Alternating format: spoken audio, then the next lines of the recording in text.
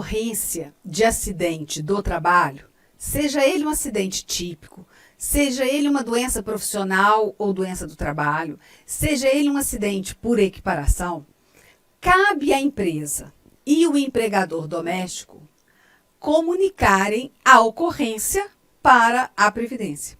Então, eles têm a obrigação, sob pena de multa, fazerem a comunicação da ocorrência do acidente do trabalho. E esse documento a gente chama de CAT, Comunicação de Acidente do Trabalho. Tem um prazo para que seja feita essa comunicação, a emissão da CAT? Sim. A emissão da CAT, ela tem que ocorrer, né? Tem que ser feita pela empresa ou pelo empregador doméstico até o primeiro dia útil seguinte ao da ocorrência do acidente do trabalho. Em caso de morte, tá? Em caso de morte, tem que ser o quê? Imediatamente para a autoridade competente. Não dá para esperar até o dia seguinte ao da ocorrência. Então, veja, no caso de morte, imediatamente. Nos outros casos, até o primeiro dia útil seguinte ao da ocorrência do acidente do trabalho. Se a empresa, o empregador doméstico, não oficializarem, não emitirem a CAT, outras pessoas podem fazer essa emissão, sem observância daqueles prazos, imediatamente ou até o primeiro dia útil seguinte. Esses prazos são para que a empresa e o empregador doméstico façam.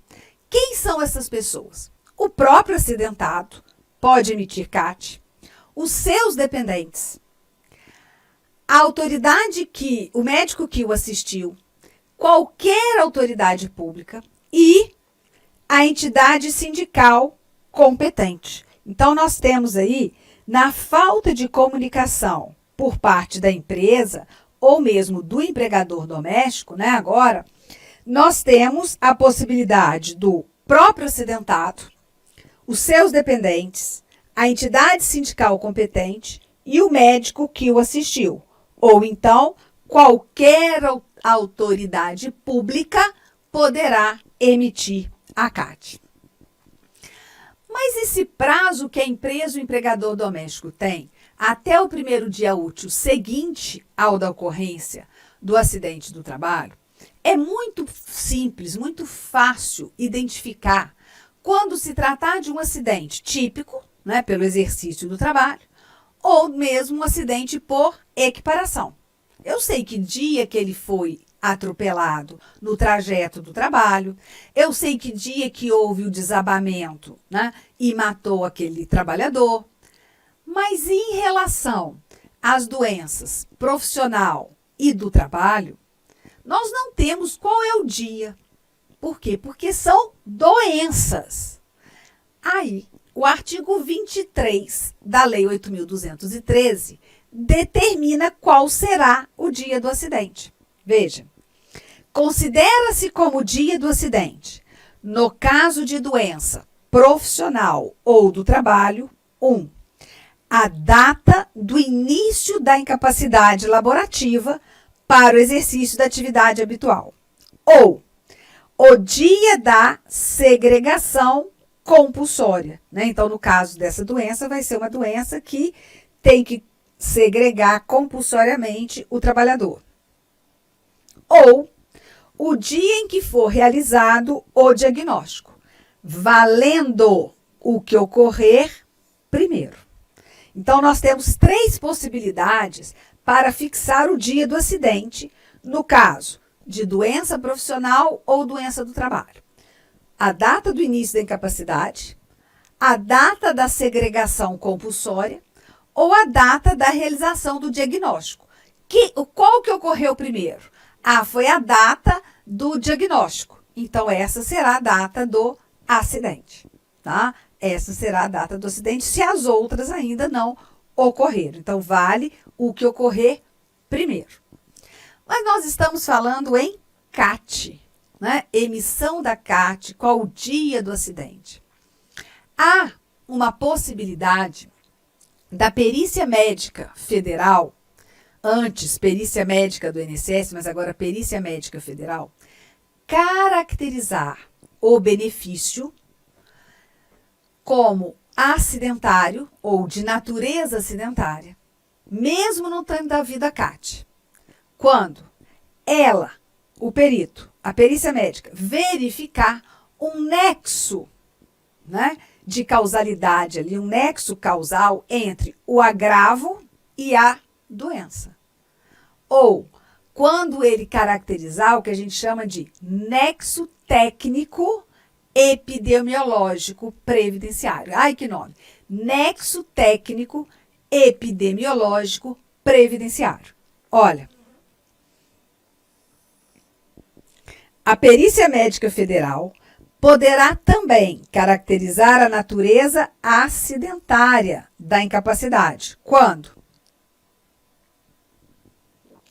Quando constatar a ocorrência de nexo técnico epidemiológico entre o trabalho e o agravo, decorrente da relação entre a atividade da empresa e entidade mórbida motivadora da incapacidade, né? Elencada na CID. É o que dispõe o artigo 21A da Lei 8.213. No caso da lei, ela ainda fala perícia médica do INSS, né? Mas nós temos que entender que hoje é perícia médica federal. O cargo de perito médico do INSS passou a ser médico perito federal e compor o quadro de pessoal do executivo, né? Quer dizer, vinculado ao Ministério do Trabalho e Previdência, e não do INSS, certo? Então, esse nexo é o nome que se dá nessa relação, nessa causalidade entre a doença e o agravo produzido. E aí vai caracterizar a natureza acidentária da incapacidade. Veja, o acidente do trabalho... Inicialmente eu gostaria de pedir licença para vocês, pois interrompi seus estudos, mas este vídeo é um vídeo demonstrativo para você conhecer os nossos processos.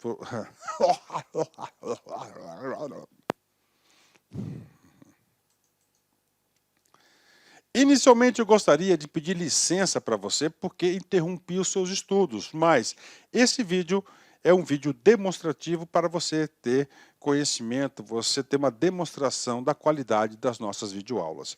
Eu sou o professor Lac, coordenador pedagógico da LA Concursos e especialista em concursos públicos.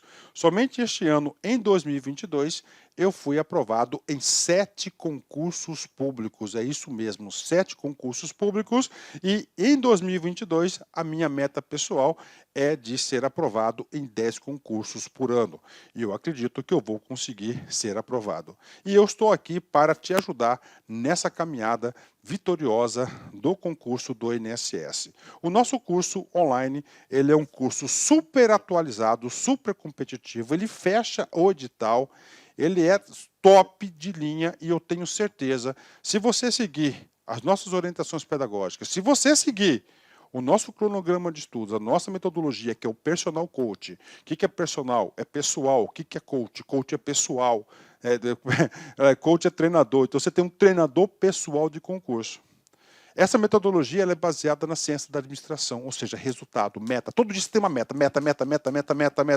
Cara, se você cumprir essa meta, cara, papo sério, cara, você vai ser outra pessoa e eu tenho certeza que você vai ter competitividade para ser aprovado. A LA Concursos não saiu do nada.